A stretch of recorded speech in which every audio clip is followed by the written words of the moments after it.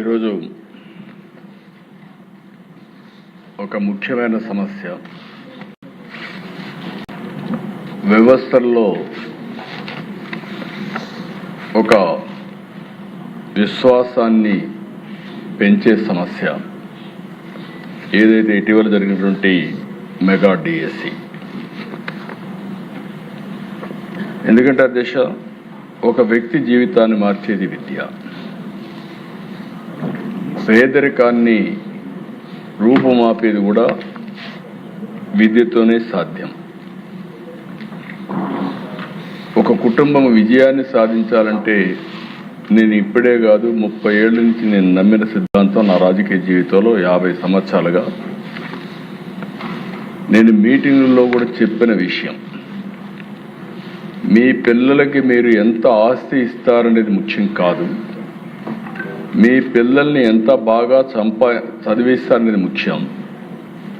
మీరు ఆస్తినిచ్చి అప్రయోజకుడైతే ఆస్తిని పోగొట్టుకుంటాడు. మీరు ఇచ్చే విద్యతో సమర్థవంతంగా పనిచేసి నేర్పరితనం నేర్పిస్తే అచంచలమైన విశ్వాసంతో ముందుకు పోయి ఏదైనా సాధిస్తాడనేది నా థియరీ అధ్యక్ష. దానివల్ల ఒక ప్రాక్టికల్గా కూడా చూశాను. నేను ఐటీకి ప్రాధాన్యత ఇచ్చాను, ఊరూరు చెప్పాను, నా మీద నమ్మారు. ఊర్లో ఉండే పిల్లల్ని తీసుకొచ్చి అర్బన్ ఏరియాలో పెట్టి చదివించారు. చదివించిన పిల్లలు ఐటీలో ఉద్యోగాలు వస్తే ఈరోజు ప్రపంచం అంతా వెళ్ళారు. ఎన్నో సంవత్సరాలు కదా అధ్యక్ష, 25 సంవత్సరాల్లో ఈరోజు గర్వంగా చెప్తున్నా, ప్రపంచంలో హైయెస్ట్ పర్ క్యాపిటా ఇన్కమ్ సంపాదించే జాతి తెలుగు జాతి. ఒక విద్యతోనే ఇది సాధ్యమైంది. అయితే అధ్యక్ష, ఈ విద్య విషయంలో తెలుగుదేశం పార్టీ ఎప్పుడైనా నిర్లక్ష్యం చేయలేదు. ఎన్టీఆర్ రామారావు గారు రెసిడెన్షియల్ స్కూల్స్, గురుకుల పాఠశాలనే నూతనమైన కాన్సెప్ట్ని తీసుకొచ్చింది ఎన్టీఆర్ రామారావు గారు అధ్యక్ష.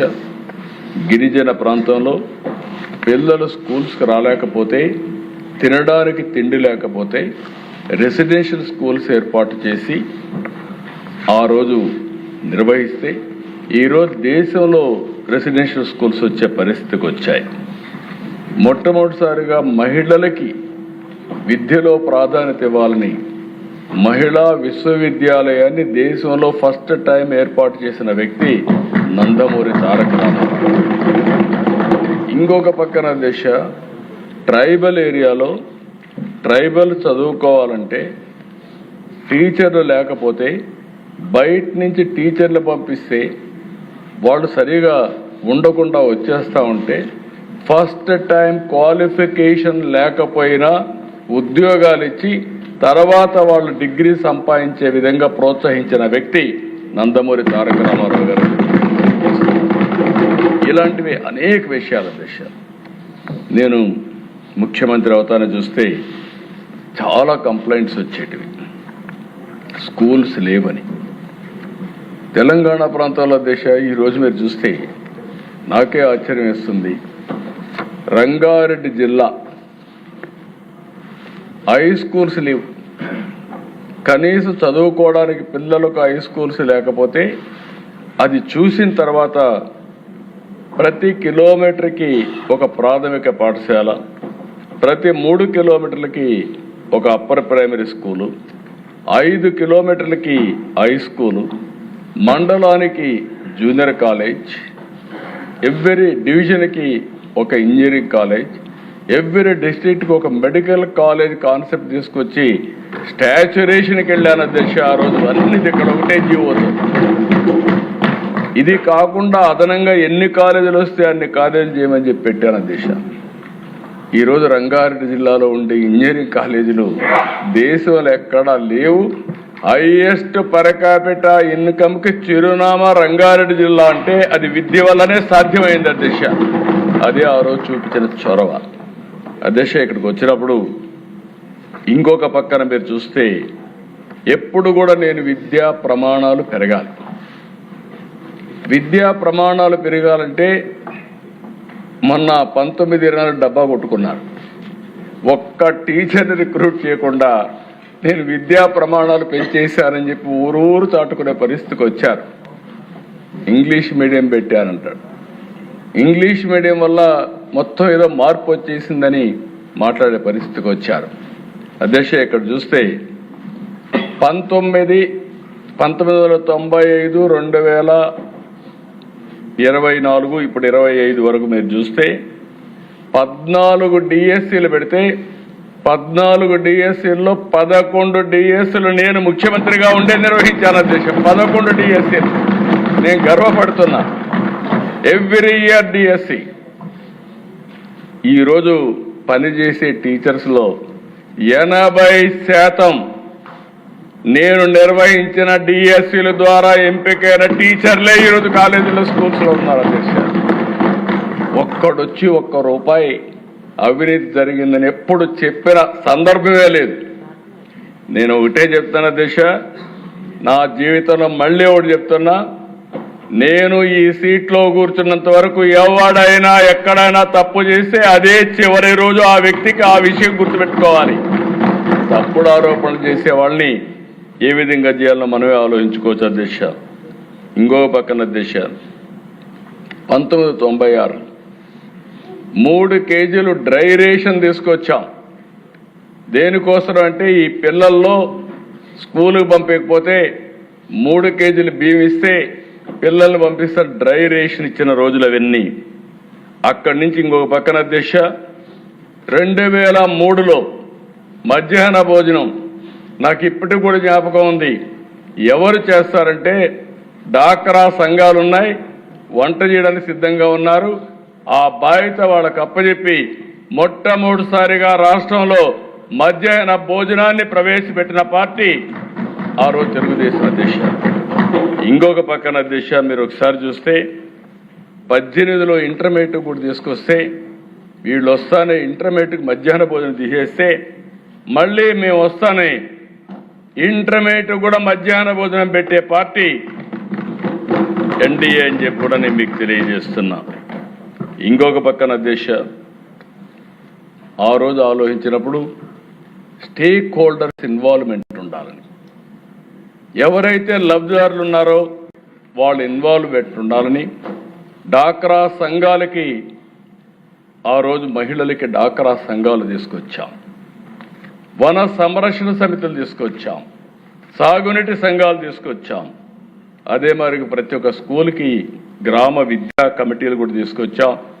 దాన్ని ఇప్పుడు లోకేష్ గారి నాయకత్వంలో మెగా పేరెంట్స్ టీచర్స్ డే కింద మనం సెలబ్రేట్ చేసే పరిస్థితికి వచ్చాం.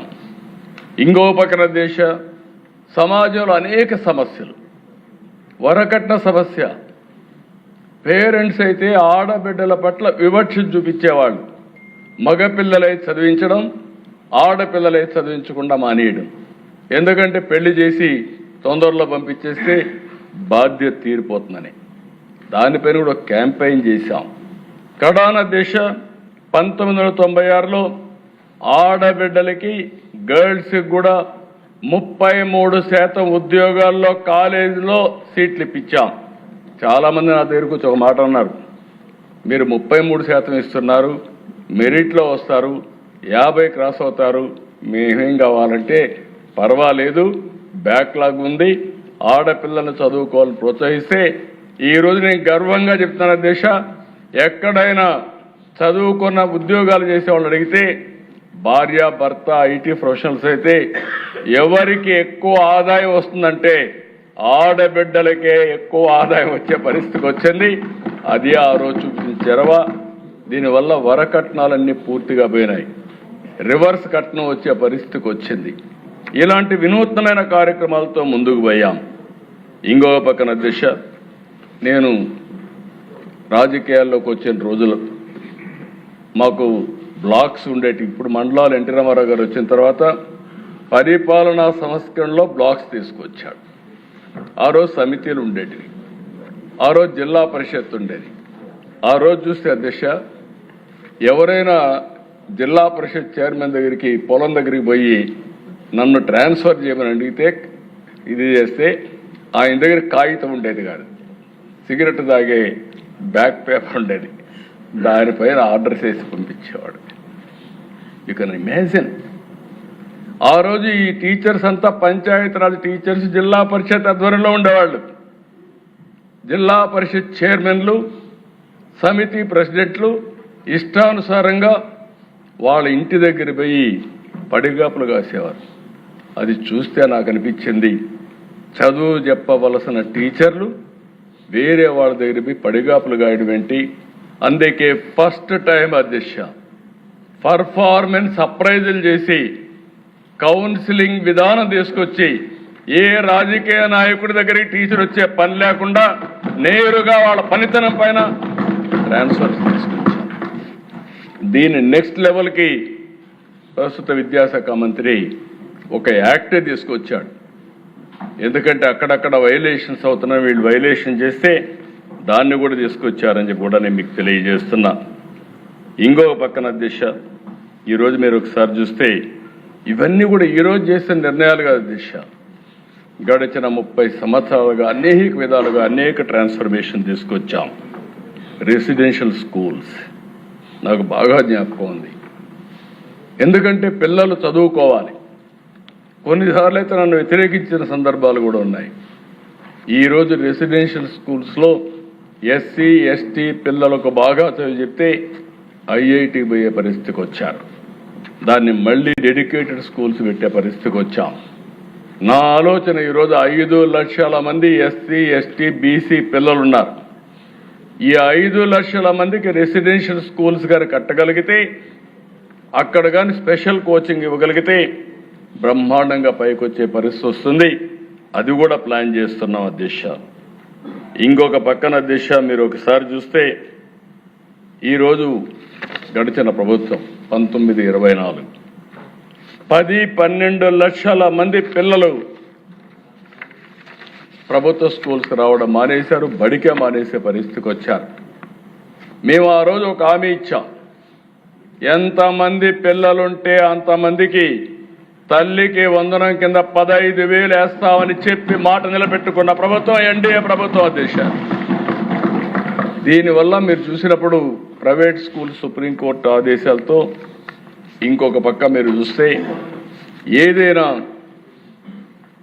ప్రైవేట్ స్కూల్స్లో కూడా first class admissions government recommendation, government దీనికి ఇవ్వాలి, కోటా కింద ఇవ్వాలని చెప్పి పెట్టారు. ఈరోజు అది ఉన్నప్పటికీ చరిత్రలో మొట్టమొదటిసారిగా ఎప్పుడు కూడా ప్రైవేట్ స్కూల్ పోయే పిల్లలు మొట్టమొదటిసారిగా విద్యా ప్రమాణాలు బాగున్నాయి కాబట్టి 1 లక్ష మంది పిల్లలు ప్రైవేట్ స్కూల్ నుంచి గవర్నమెంట్ స్కూల్స్కి వచ్చారంటే అది ఒక చరిత్ర. ఇది ఓవర్ నైట్ అయిపోలేదు దిశ. ఇవన్నీ కూడా ఒక నమ్మకం, ఒక ప్రొసీజర్ అయినాయి. ఇక్కడికి వస్తే దిశ ఈరోజు డిఎస్సి, నేను ఒకటే చెప్తున్నా మాట్లాడే వ్యక్తులకి, మీకైనా విశ్వసనీయత ఉండాలి, మీరు చెప్పే విషయాలకైనా సమాచారం ఉండాలి, వాస్తవం ఉండాలి. ట్రూత్ లేకుండా ఏదో గుడ్డ కాల్చి వేరే వాళ్ళపైన వేస్తానో బురద జల్తానో అంటుకుంటుందనే పరిస్థితికి వచ్చారు. నేను ఎన్నికల ముందు చెప్పాను, ఊరూరులో చెప్పాను. నేను ఆ రోజు చెప్పిన మాట మీరు ఆలోచిస్తే అధ్యక్ష, 5 ఏళ్లుగా ఒక టీచర్ని ఇవ్వలేదు. మీరందరూ ప్రిపేర్ అయ్యారు, చాలా నష్టపోయారు. అందుకే ఆనాటి ఎడ్యుకేషన్ మినిస్టర్ దగ్గరికి వచ్చి చెప్పినప్పుడు నా పాదయాత్రలో కూడా ఇవన్నీ చూశాను. నాకు బాధ ఉందంటే ఆ రోజు ఆయన్ని అడిగి ఎంతమంది ఉన్నారో ఎక్సర్సైజ్ చేయమన్నా. మెగా డిఎస్సి కింద 16,300 ఉద్యోగాలు ఇవ్వాల్సి వస్తుందని, 397 ఇవ్వాల్సి వస్తుందంటే క్యాబినెట్లో పెట్టి ఫస్ట్ సంతకం అధ్యక్ష ఎలక్షన్ మేనిఫెస్టోలో పెట్టాం. నేను, పవన్ కళ్యాణ్ గారు, అదే మరిగా బీజేపీ ముగ్గురం కలిసి ఎలక్షన్ మేనిఫెస్టో కూడా రిలీజ్ చేసి చెప్పిన మాట ప్రకారం మొదటి సంతకం పెట్టింది మెగా డిఎస్సి పైన పెట్టాను. పెట్టడమే కాదు, నేను టైం చెప్పాను. ఇది విశ్వసనీయతకు సంబంధించిన విషయం, ఇమ్మీడియట్గా చేయమని. మొత్తం ఉద్యోగాల దిశ 16,347, వచ్చిన అప్లికేషన్లు 3,36,300. 13 జిల్లాల్లో ఫస్ట్ టైం చరిత్రలో 148 రోజుల్లో టోటల్ ప్రాసెస్ పూర్తి చేసే పరిస్థితికి వచ్చారు. ఇందులో కూడా మీరు చూసే దిశ ఈరోజు మనం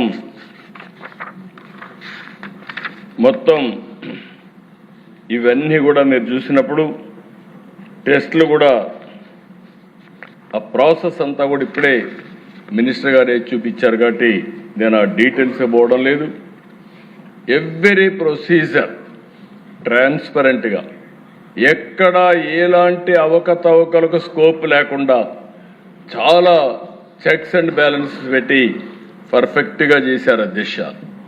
48 రోజుల్లో మీరు చూస్తే TET notification, DSC notification, district and management wise web based online application, question paper settings, TCS iON secure testing platform, conduct of examinations, declaration of scores, zone of consideration certification verification, horizontal and vertical reservations, grievance redressal mechanism, final selection and appointments, court cases.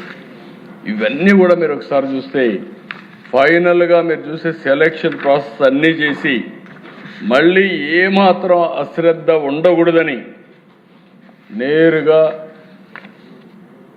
ఈ select అయిన అందరినీ అమరావతికి పిలిచి వాళ్ళందరి యొక్క విషయాలు తెలుసుకొని వాళ్ళ కుటుంబ సభ్యులతో సహా ఆ రోజు సన్మానం చేసి పంపించి ఒక నమ్మకాన్ని కలిగించిన ప్రభుత్వం ఈ ఎన్డీఏ ప్రభుత్వం అని చెప్పి కూడా నేను మీకు తెలియజేస్తున్నాను అధ్యక్ష.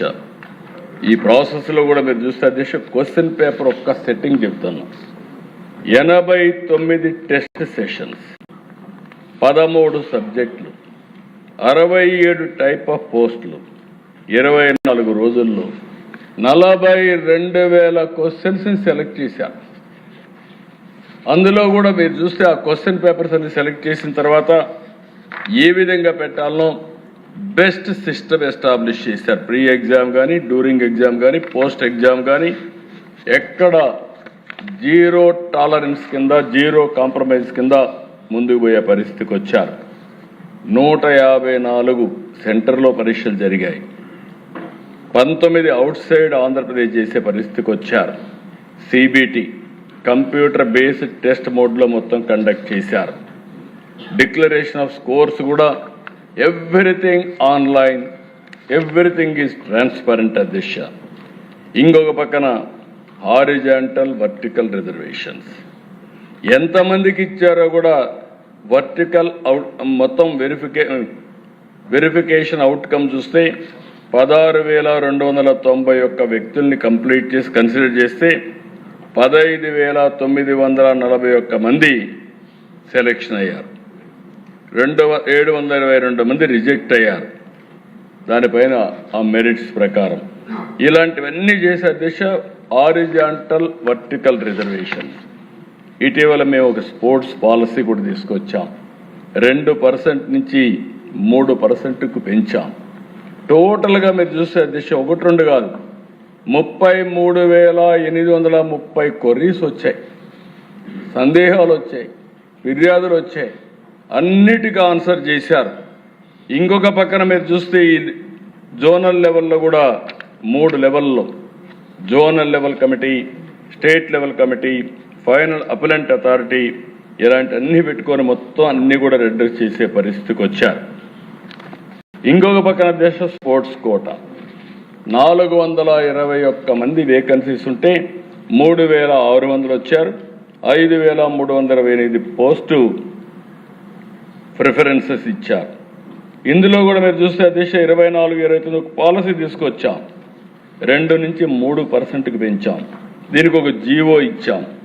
ఇచ్చిన తర్వాత దేశ మీరు చూస్తే జీవో నెంబర్ 4 చాలా స్పెసిఫిక్గా ఇష్యూ చేసి ఇవన్నీ కూడా ఒక పద్ధతి ప్రకారం మొత్తం కూడా గవర్నమెంట్ ఆఫ్ ఇండియా ఏదైతే అమలు చేశారో అదే ఇక్కడ అమలు చేసే పరిస్థితికి వచ్చాం. ఫైనల్గా అధ్యక్ష, ఇటీవల కాలంలో ఎప్పుడూ మాట్లాడలా. 1 ఇయర్ పైన అయిపోయింది.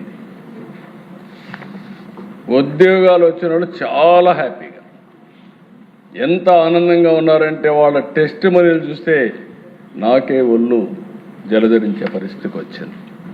వాళ్ళ స్టోరీస్ అంటే చాలా ఒక మనస్సుని కలిసివేసే విధమైన స్టోరీలు. ఒక్కొక్కరు 7 ఏళ్ళు మేము ప్రాక్టీస్ చేసాం, చదువుకున్నాం. ఎవ్రీ ఇయర్ పెడతారన్నారు, పెడతారంటే మేము ఆత్రపడ్డాం. 7 ఏళ్ళు జీవితాన్ని నాశనం చేసుకున్నాం. కడాన మీరు ఏదైతే మెగా డిఎస్సి పెట్టారో అచంచలమైన విశ్వాసంతో కష్టపడ్డాం, రాత్రింబగళ్ళు కష్టపడ్డాం. మా కష్టానికి తగిన ఫలితం దక్కిందని వాళ్ళ కష్టాలు వర్ణించినప్పుడు మనసు కూడా చెల్లించిపోయే పరిస్థితికి వచ్చింది. అలాంటి రిక్రూట్మెంట్లో ఎక్కడ ఏది జరగకపోతే వీళ్ళు పెట్టిన అధ్యక్ష మీరు చూస్తే allegation SC ERT direct convener, DSC convener, ఇంకొక పక్కన డైరెక్టర్ ఒకరే ఉన్నారనేది. ఇది అడ్మినిస్ట్రేటివ్ కన్వీనియన్స్. ఆయన ఏం చేశారు తప్పులేదు, ఆయన ఒకడున్నాడు కాబట్టి నేను బురద ఇస్తున్నా. This is one allegation. ఇంకొక అలిగేషన్ అధ్యక్ష, ఎవరికో ర్యాంక్ ఒకటి వచ్చిందని. అతని ర్యాంక్ ఒకటి వస్తే నేను కూడా కనుక్కున్నాను ఏంటి ఎట్లా వచ్చిందని. వచ్చింది, వెరిఫికేషన్ రాలేదు. వెరిఫికేషన్ రాకపోతే 1 వచ్చిన వాడికి ఎందుకు ఉద్యోగం ఇవ్వలేదంటారు.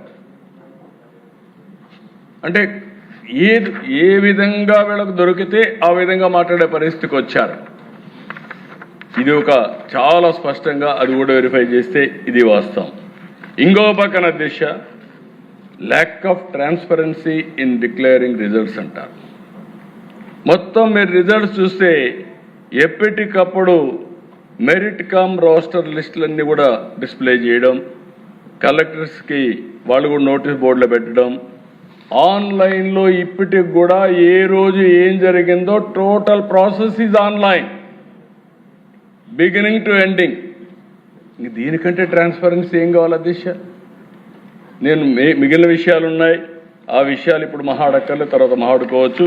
కానీ ఇక్కడ జరిగిన విధానం చాలా ముఖ్యం అధ్యక్ష. ఇంకొక పక్కన అధ్యక్ష audio recording, DSC sports quota జరిగింది. ఎవడో మహాడుకుంటున్నాడు, వాళ్ళపైన స్పోర్ట్స్ కౌన్సిలే అథారిటీనే కేసు పెట్టారు, అరెస్ట్ చేశారు. అరెస్ట్ పెడితే బెయిల్లో వచ్చాడు. ఈ ప్రభుత్వం ఎవరిని ఉపేక్షించాం. నేను ఒకటే చెప్తున్నా, ఎవడైనా ఈ ప్రభుత్వంలో ఫ్రాడ్ చేయాలంటే ఎవరిని వదిలిపెట్టే సమస్య లేదని మరొక్కసారి హెచ్చరిస్తున్నా. ఇంకొక పక్కన దేశ ఒక ఐఏఎస్ ఆఫీసర్ ఈ ప్రభుత్వంలో పనిచేస్తాడు, ఇష్టానుసారంగా మాట్లాడతాడు. ఒకే క్యాస్ట్కు ఉద్యోగాలు ఇచ్చారంటాడు. అజం ఏమైనా చెప్పినా పర్వాలేదు అనుకుంటున్నాడు. చూస్తే 372 మంది స్పోర్ట్స్ కౌన్సిల్ వస్తే ఓసీ 46, బీసీ 185, ఎస్సీ 112, ఎస్టీ 29. ఒక మాజీ మంత్రి ఇష్టానుసారంగా గేమ్స్ అంటే తెలియదు, ఆయన చెప్పేది ప్లే కార్డ్ గేమ్స్ ఆడినోళ్ళు కూడా ఇచ్చారంట. ఇది నువ్వు నేను ఇచ్చేది కాదు. Government of India A sports ఆ స్పోర్ట్స్ అంతా చెప్పారు. 65 స్పోర్ట్స్ కేటగిరీస్ కింద గవర్నమెంట్ ఆఫ్ ఇండియా 2024లో నోటిఫై చేశారు. ఆ నోటిఫికేషన్నే ఈ ప్రభుత్వం ఫాలో అయింది తప్ప డీవియేషన్ 0 అని చెప్పి కూడా నేను మీకు తెలియజేస్తున్నా. అంటే నోరుందని ఏదంటే పారేయడం, ఇష్టానుసారంగా మాట్లాడడం. మనం ఏదైనా కానీ మాట్లాడితే అడ్డంగా మాట్లాడే పరిస్థితికి వచ్చారు. ఒకటి కాదు అధ్యక్ష, 336 కేసులు వేశారు. నా జీవితంలో ఎప్పుడూ నేను చూడలేదు, ఇలాంటి లిటిగెంట్ పార్టీని నేను చూడలేదు.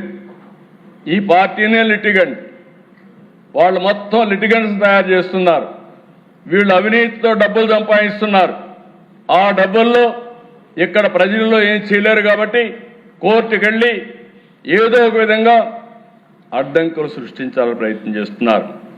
139 వేస్తే ఇవన్నింటిపైన పరిష్కారం చేసి 148 రోజుల్లో ప్రాసెస్ పూర్తి చేశారంటే నేను స్ఫూర్తిగా అభినందిస్తున్నానని చెప్పి కూడా నేను మీకు తెలియజేస్తున్నాను. ఎందుకంటే అధ్యక్ష, పని చేసే వాళ్ళు ప్రోత్సహించాలి, తప్పు చేస్తే యాక్షన్ తీసుకుంటాం. డిపార్ట్మెంట్ వీళ్ళు ఆరోపణలు చేస్తే ఆరోపణకి వాస్తవాల్ని, ట్రూత్ని విత్ సర్టిఫికెట్స్ సహా, విత్ వెరిఫికేషన్ సహా సాక్ష్యాధారాలు చెప్తే ఇంకా మాట్లాడే పరిస్థితికి ఉన్నారు. కడాన దిశ మీరు చూస్తే ఈరోజు నేను ఎంత ఆనందపడుతున్నానంటే, ఈరోజు రావాలని వెయిట్ చేశాను. మొట్టమొదటిసారిగా ఉద్యోగాలు వచ్చిన టీచర్లు మా ఆత్మ గౌరవాన్ని దెబ్బతీస్తున్నారు. కబద్దార్, మేము కూడా రోడ్డు మీదకి వచ్చి మమ్మల్ని మేము కాపాడుకుంటామని పెద్ద ఎత్తున ముందుకొచ్చారు. కర్నూలులో కొండారెడ్డి బురుజు, నిన్నే అంబేద్కర్ సాక్షిగా కొన్ని వేల మంది వచ్చారు. రోడ్డు మీదకి వచ్చి మేము చదువుకున్నాం, మా మెరిట్ని అవమానం చేయొద్దండి, మా ఆత్మాభిమానాన్ని దెబ్బతీయద్దండి, మేం పిల్లలకు చదువు చెప్పాలని చిత్తశుద్ధితో వచ్చాం, మా జీవితాలకు కూడా ఉద్యోగం అవసరం, అదే సమయంలో మేము పిల్లలకు చదువు చెప్పగలుగుతాం, మమ్మల్ని అవమానిస్తే, మా ప్రతిభని కించపరిస్తే రోడ్డు మీదకి వచ్చి జవాబు చెప్పే శక్తి కూడా మాకుందని మొట్టమొదటిసారిగా ఈరోజు టీచర్ రోడ్డు మీదకి వచ్చారు. నేను అభినందిస్తున్నాను. ఇలాంటి రోజు రావాలి. ఎప్పుడైతే ఇలాంటి తప్పుడు ఆరోపణలు చేసేవాళ్ళని, ఇలాంటి ప్రతిభ ఉండేవాళ్ళందరూ చెప్పగలిగితే అది కరెక్ట్ అయినటువంటి ఫిట్టింగ్ రిప్లై అధ్యక్ష. వీళ్లే కాదు అధ్యక్ష, ఉద్యోగాలు రాని వాళ్ళు కూడా ఒక్కరు వెళ్తా రాలేదు. ఒరిస్సాలో ఎవరో లేబర్ని తీసుకొస్తే వాళ్ళని తీసుకొచ్చి డైలీ కూలి పెట్టి వాళ్ళతో డెమాన్స్ట్రేషన్ చేసే పరిస్థితి. ఏంటి మీ కర్మ, ఏంటి మీ పార్టీ? నాకు చాలా ఉన్నాయి ఇలాంటి చెప్పాలంటే. ఎవరు వీళ్ళు? 80 ఏళ్ళు 90 ఏళ్ళు కూర్చుంటున్నారు. కొత్త జడ్జి జే జగన్ జంజి గంజాయి బ్యాచి. నాకు ఆశ్చర్యం వేస్తా ఉంది దిశ. ఒకసారి కోపం వస్తుంది, ఆవేశం వస్తుంది, సభ్యత అడ్డం వస్తా ఉంది. నేను ఒకటే చెప్తున్నా, ఎన్డీఏ విశ్వసనీయతను దెబ్బతీయాలంటే కబద్దార్ మీ తరం కాదు, మీ వల్ల కాదని మరొకసారి హెచ్చరిస్తున్నాను. Every candidate selection is explainable, traceable and also audible and accountable. మేము దాచిపెట్టేది ఏమీ లేదు. Answer key public, merit list public, selection list public. మేము పబ్లిక్ రెస్పాన్సిబుల్. కుట్రలు చేసేవారికి కాదు, కుట్రలు చేసేవారు కబద్దార్, జాగ్రత్తగా ఉండండి. ఈరోజు రోడ్డు మీదకి వచ్చారు. ఇదే కుట్రలు మీరు చేస్తే రోడ్డు మీద కూడా రారు. ధైర్యం ఉంటే అసెంబ్లీకి రండి. ఇది పవిత్రమైన వేదిక. నేను సవాలు విసురుతున్నా. మీరు ఇక్కడ అసెంబ్లీలో వచ్చి కూర్చుంటే మీరు అడిగేదానికి మేము సమాధానం చెప్తే, నీ దగ్గర ఏదైనా అడిషనల్ పేపర్ ఉంటే ఆ సాక్ష్యాలు చూపించి ఒక పవిత్రమైన వేదికతో ప్రజా సమస్యలనే కాకుండా జవాబుదారీతనం తీసుకొచ్చే వేదిక ఈ అసెంబ్లీ. ఇక్కడికి వస్తే అడ్డంగా దొరికిపోతారు, వీళ్ళకి ఏం ఉండవు. అందుకే రోడ్డు మీద కూర్చొని నేను ఎందుకు చెప్పానంటే హిట్ అండ్ రన్. వీళ్ళ పార్టీని హిట్ అండ్ రన్. నేను తీవ్రవాదులు చూసా, 60 ఏళ్లుగా ఆ పార్టీ అయిపోయింది. వీళ్ళు అదే మరి చేసే పరిస్థితికి వచ్చారు. నేను ఒకటే చెప్తున్నా పిల్లలకి, వీళ్ళందరికీ, మీ ప్రిపరేషన్, మీ మెరిట్, మీ జాబ్, ఇది పూర్తిగా మీ కష్టం పైన వచ్చిన ఉద్యోగం. ధైర్యంగా ఉండండి. ఏ కుట్రలు పని చేయవు. ఇక్కడ అలాంటి కుట్రల్ని ఎదుర్కొనే శక్తి ఈ ప్రభుత్వానికి ఉంది. No back door, no favouritism, no manipulation. Only merit, transparency and justice. The real success of Mega DSC is that even those who could not secure a post acknowledge that the process was fair. దానికంటే ఏం కావాలి దిశ? అదే నాకు తృప్తి. దానికే reflection. Select అయిన DSC విద్యార్థులు road మీదకి రావడం, ఉద్యోగాలు రాని వాళ్ళు కూడా ఫేర్గా సెలెక్ట్ అయింది, మళ్ళీ మాకు టర్న్ వస్తుంది అని వ్యవస్థ పైన నమ్మకం ఉంది. నేను ఒకటే హామీ ఇస్తున్నా, డిపార్ట్మెంట్ కూడా కోరుతున్నా, ఇంకా పటిష్టమైన విధానం ఏదైనా ఉందంటే అది కూడా ఎతకదాం. ఈరోజు మనం అందరం కూడా ఆలోచించుకొని టెక్నాలజీ వచ్చింది, టెక్నాలజీని ఉపయోగిద్దాం. సమర్థవంతమైనటువంటి విద్యా విధానమే కాకుండా పరీక్షల్లో కూడా రిఫార్మ్ తీసుకొద్దాం. పరీక్షల్లో కూడా రిఫార్మ్ తీసుకొచ్చి ఎక్కడ కూడా zero tolerance on exams leakage కానీ కండక్షన్లో కానీ. అదే సమయంలో ఒక నమ్మకాన్ని కలిగించాలి, విశ్వాసాన్ని పెంచాలి. తద్వారా మెరిట్ని ప్రమోట్ చేయాల్సిన అవసరం ఉంది. ఈ సభ ద్వారా మరి ఒక్కసారి అందరికి హామీ ఇస్తున్నా, ఎట్టి పరిస్థితిలో ఎక్కడా అవకతవకలు జరిగినా ఈ ప్రభుత్వం జీరో టాలరెన్స్. అదే సమయంలో బురద జల్లితే కూడా zero tolerance. That is our commitment. ఆ కమిట్మెంట్ని ఎవరైనా సరే విభేదిస్తే మాత్రం జాగ్రత్తగా ఉండమంటున్నా. వీళ్ళు మాట్లాడతారు దేశం. ఇప్పుడు వచ్చుంటే నేను చెప్పుండేవాడిని, కాగితాలన్నీ ఇచ్చి ఎండగట్టేవాడిని, పారిపోయేవాడిని. సిగ్గు లేకుండా అసెంబ్లీకి రారు, బయట పబ్జీలు ఆడుకుంటూ ఎక్కడ వీళ్ళందరూ మాట్లాడే పరిస్థితికి వస్తున్నారు. ఇది బాధ్యత కాదు. బాధ్యత కలిగిన వ్యక్తి అసెంబ్లీలో ఉండాలి. బాధ్యత కలిగిన వ్యక్తులు అసెంబ్లీకి వచ్చి మీరు డిమాండ్ చేస్తే డెఫినెట్గా మీరు చెప్పేది వాస్తవం అయితే మేము కరెక్ట్ చేసుకుంటాం. మీరు చెప్పేది వాస్తవం కాకపోతే మీరు మీ ద్వారా ప్రజలకు మీరు చెప్పేది అబద్ధమని నిలదీస్తాం. రెంట్కి లేకుండా బయట చేస్తాం, కౌన్సిల్ జరగనీయం, మేము ఇదే చేస్తామంటే ఏమీ సాధ్యం కాదు. అల్టిమేట్గా ప్రజల్లో మీరు చులకన అవుతారు. చులకన కావడం కాదు, ప్రజల్ని మెచ్చి కొట్టే పరిస్థితి కూడా వస్తుంది. ఇది మంచిది కాదు ప్రజాస్వామ్యానికి. 48 ఏళ్ళుగా నేను చూశాను దిశ. నా జీవితంలో మొట్టమొదటిసారిగా ఒక రాజకీయ పార్టీ 2.5 సంవత్సరాల నుంచి అసెంబ్లీకి రాకుండా చూడడం మొట్టమొదటిసారి దిశ నా జీవితంలో. ఇది దీనికంటే ఏం కావాలో దేశం వీళ్ళకి? మళ్ళా జీతాలు తీసుకుంటున్నారు, మళ్ళా వీళ్ళకి ప్రివిలేజెస్ కావాలి బయట. ఏంట దేశం ఇది? బాధ్యత ఉండాలి. నేను అందుకే చెప్పాను, నేను 2047 ప్రతి ఒక్కరికి అది ఉంది. నేను అక్కడ ఉండేవాళ్ళు ఏం చేశారో వాళ్ళు ఆలోచించుకోవాల్సిన అవసరం ఉంది. కాబట్టి మళ్ళీ చెప్తున్నా, ఎక్కడా అవకతవకలు జరగలేదు, జరిగితే ఉపేక్షించే సమస్య లేదు. అదే సమయంలో భవిష్యత్తులో ఇంకా మెరుగైన ఆలోచనలుంటే ఎవరిచ్చినా సరే అవి కూడా తీసుకుంటాం. ఇంకా పగడ్బందీగా భవిష్యత్తులో పరీక్షలు కండక్ట్ చేయడానికి ఈ ప్రభుత్వం సిద్ధంగా ఉన్నామని మరొక్కసారి తెలియజేసుకుంటూ, ఈ విషయాన్ని చదివించే తల్లిదండ్రులు అర్థం చేసుకోవాల్సి కోరుతున్నా.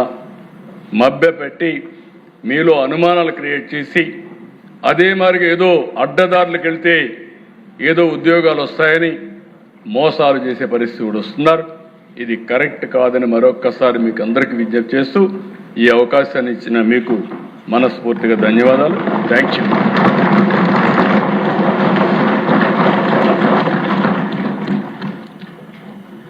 విద్యాశాఖ మంత్రి గారు చాలా చక్కగా ముందు